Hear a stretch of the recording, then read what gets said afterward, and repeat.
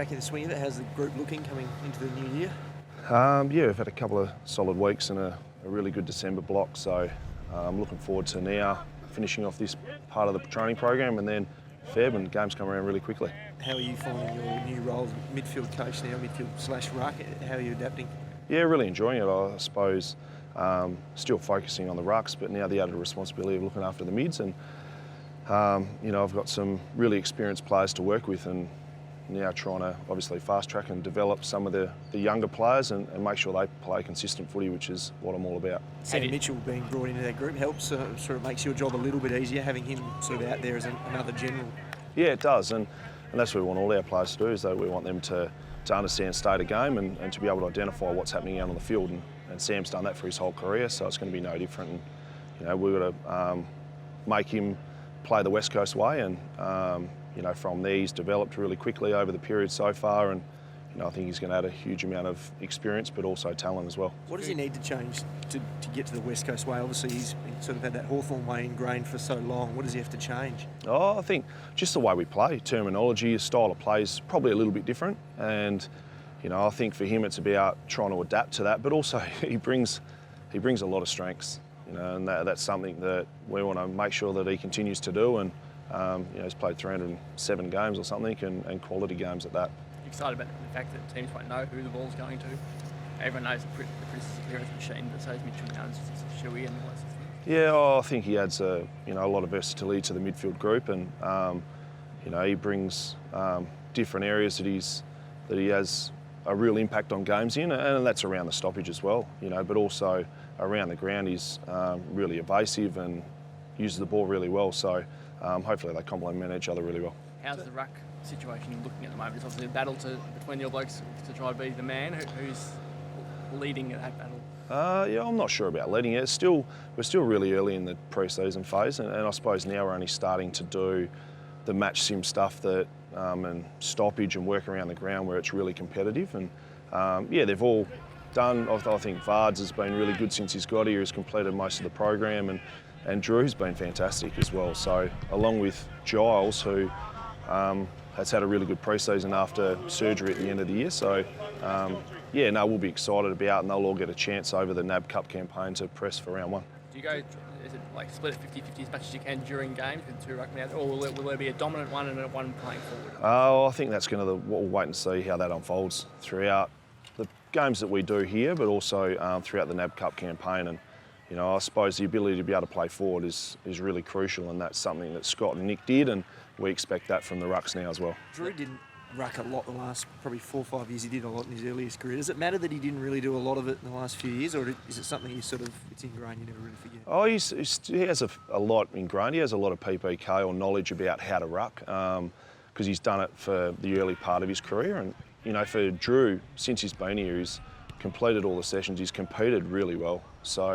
And now it's about trying to just work on some technique stuff, and a lot of that stuff he has ingrained already. So now it's just making sure that he understands, and you've got to build chemistry with your midfielders as well. That's really important for rucks. So they'll get their opportunity throughout the next month before the games start to do that. So does the pre-season become even more important given that the ruckmen haven't worked with a lot of midfielders before? Yeah, for sure. I think once you do add Mitch, and then if you do Vards as well as Drew, other than probably Jonathan, you've got 2 new rucks with some new mids, and obviously need to build that chemistry, so that will happen. So do you need to select a little bit differently, whereas you might have put blokes in cotton wool and ease them into the year? Do you need to get them all out there and make sure they have some idea about how they're all going to work before a bit earlier? Yeah, but also the NAB Cup's a bit of a different situation as well, with the 3 games over a long, extended period of time as well. So they'll get that opportunity throughout the NAB Cup, but they'll also get it, and we'll ramp our training right up to give them an opportunity to do that in training as well. Dean, your qualifications to be a midfield coach is pretty good. You rucked with one of the best midfields that we've ever seen. Does any of that still stick, or is it just a totally different ballgame? Do you use any of that for that knowledge, or with what Adam brings and the way football's played now, is it just a totally different ballgame? No, I think a lot of the fundamentals are still very similar. Certainly within the stoppage they are, but then once it leaves, the game plan's probably changed over a long period of time, and that's something that's always going to continue to evolve. But the basic fundamentals are still very similar, and as you try to learn. And when I was playing, I always had a keen interest in it, about how the mids try to operate around congested situations, and that's no different. And I had really good people to pick their brains on when I was playing, but also I've got that now as well. We've got some really elite inside mids and also outside mids that you can bounce ideas off and get them to run parts of the training, because in the end they do it game day. Is the midfield the area that's going to drive the improvement, do you think, from last year?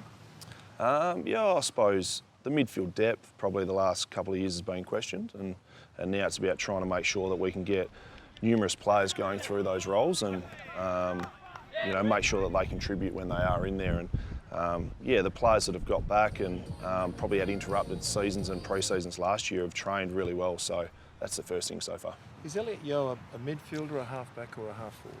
Oh, I think he's one of those players that has a lot of versatility in his game that can hopefully have an impact in a lot of areas.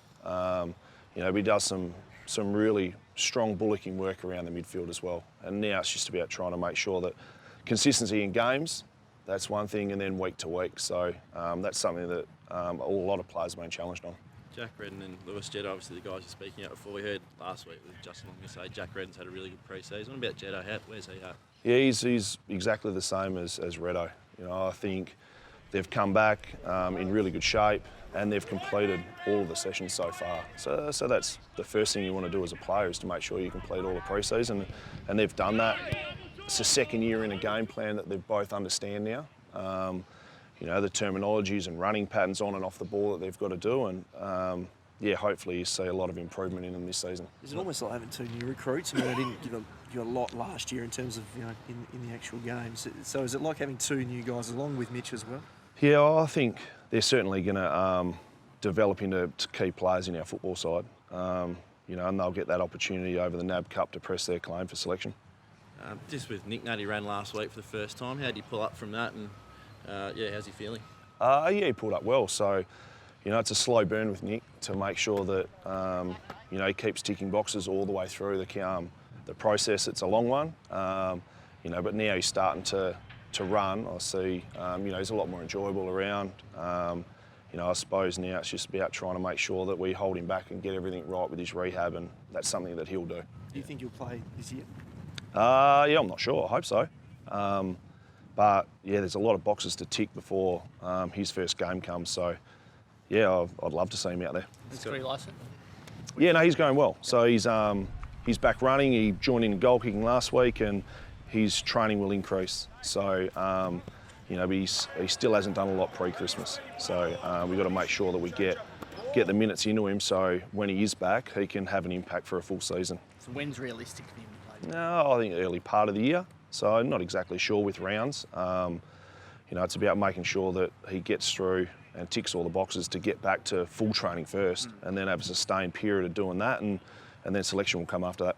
Just one final question. Sam Mitchell, what does he bring to training? He always grabbing balls, grabbing blokes, putting people off, doing things different. What does he bring to the training? I think he brings, certainly training for him is about becoming a better footballer and also having fun while he's doing it. He's trained for 16 pre-seasons. So, if he's stripping blokes off balls, if he's kicking them away, he's making sure blokes are staying on their toes and alert. So, but he's also having good fun while he does it. So that's what you want to make sure happens at pre-season.